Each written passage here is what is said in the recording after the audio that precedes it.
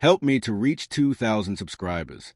When Lisa said it, the room went silent. The air felt heavier, like gravity had turned up just for me. She was laughing, a little too loud, holding her wine glass like she'd just said something harmless. "All I'm saying," she giggled, looking at her friends, "is that if two guys half Mark's age offered to take me out, I wouldn't even know which one to choose." The table erupted in laughter, except me. I forced a chuckle, but something inside me split open.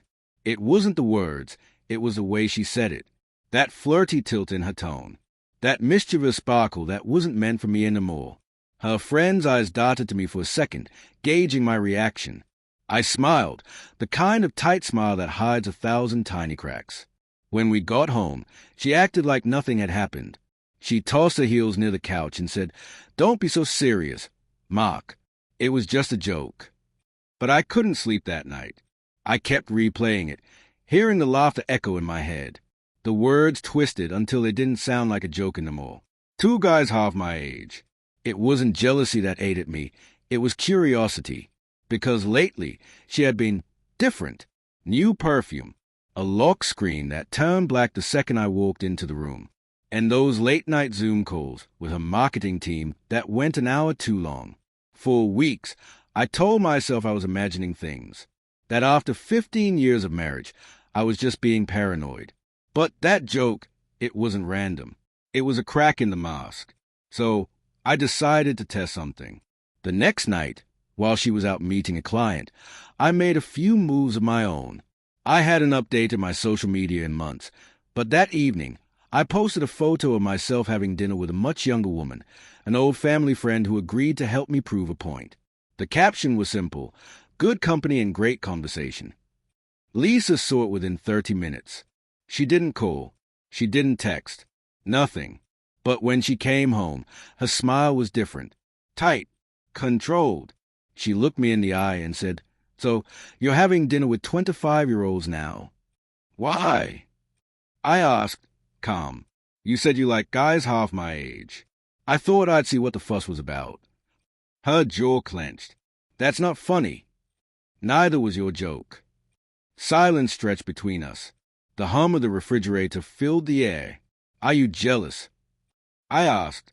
Her eyes softened for a second, just enough to let me see the truth. It wasn't jealousy. It was guilt. "Mark, please," she said, her voice low. "Let's not turn this into something it's not." I wanted to believe her. God, I did. But she had started avoiding my touch. And that night, when I leaned in to kiss her, she flinched like my lips were a burden. I didn't confront her. Not yet. Instead, I started watching. Not like a stalker, but like a husband who already knew, deep down, what he was going to find. 3 nights later, she told me she was going to a work dinner. I followed, staying far enough that she wouldn't notice the car. My heart hammered as I watched her pull up to a small wine bar downtown. And then I saw him. Mid-20s. Stylish. Athletic. The kind of man she used to tease me about when we were younger.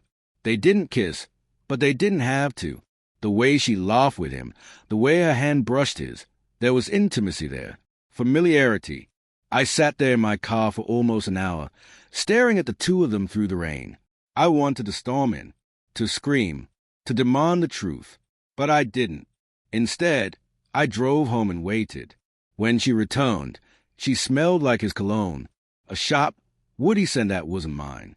She went straight to the shower, humming softly under her breath. I sat at the kitchen table, a glass of whiskey untouched in front of me. When she came out in her robe, I said quietly, "How was your work dinner?" "Fine," she said. "Long. You know how clients can be." I nodded. "Did your client order the same wine you had last week? Pinot Noir, right? The one from that little place on Elm Street." Her face drained the color. I didn't yell. I didn't accuse. I just looked at her, really looked. The woman I'd built a life with, sitting across from me, wearing my robe but carrying someone else's scent. Her lips trembled. "You followed me." "No," I said. "I followed the truth." Tears filled her eyes.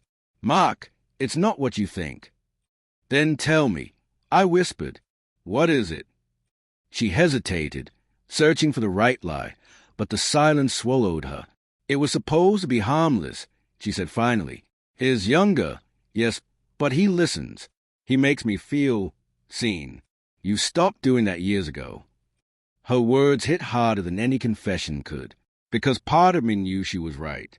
I had stopped noticing, stopped trying, but knowing that didn't make it hurt less.